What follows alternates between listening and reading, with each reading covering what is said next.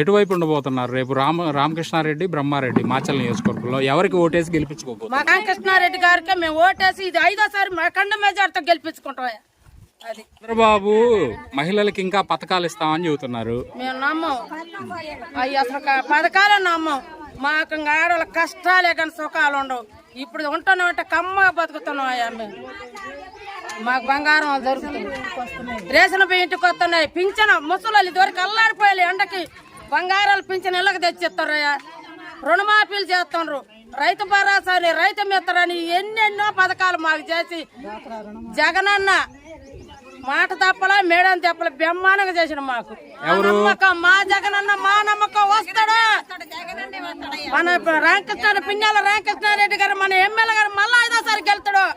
మళ్ళా మా జగనన్నే వస్తాడు. మాకు భయమే లేదు. ఎన్ని శత్రువులు ఆటంకించినా మాకు భయమే లేదు. వస్తాడు జగనన్న. చెప్తున్నారా? మీ కుటుంబంలో ఈ ప్రభుత్వంలో ఎలాంటి మేలు జరిగింది? మేలే జరిగిందయ్యా. మళ్ళీ మళ్ళీ జగనే రావాలి. జగన్ కోసం నేను ప్రార్థన చేస్తున్నా. నాకు జగన్ అంటే అభిమానం. 6 విత్తనాలు అన్ని వదిలిండు. మొత్తం అమ్మఒడి గుడికిచ్చిండు. మయ్య ధర్మ తండ్రి జగన్ కోసం నేను ఈ కళ్ళతో చూస్తున్నాయ్యా. నాకు జగన్ రావాలయ్యా.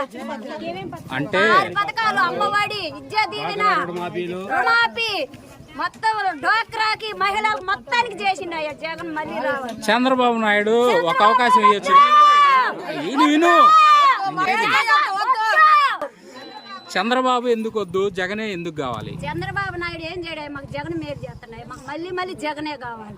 చంద్రబాబు వస్తే ఏం జరిగింది? చంద్రబాబు మట్టి తింటమే.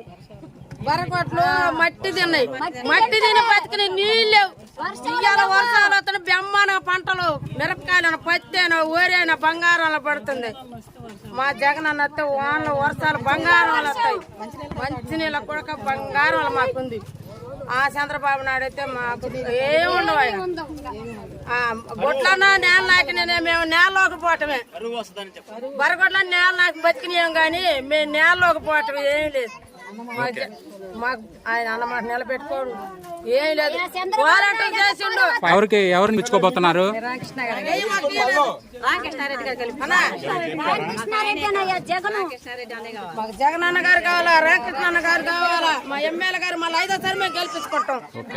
చెప్పండి, ప్రస్తుతం మాచల్ నియోజకవర్గంలో బ్రహ్మారెడ్డి, రామకృష్ణారెడ్డి గారు ఎవరిని ఓటేసి గెలిపించుకుంటే మంచిది, ఎందుకు? మా రామకృష్ణారెడ్డి గారిని గెలిపించుకుంటే మంచిది. ఎందుకంటే అన్ని అభివృద్ధి కార్యక్రమాలు చేశారు. ప్రతి పేదవాడికి అన్ని పథకాలు అందుతున్నాయి.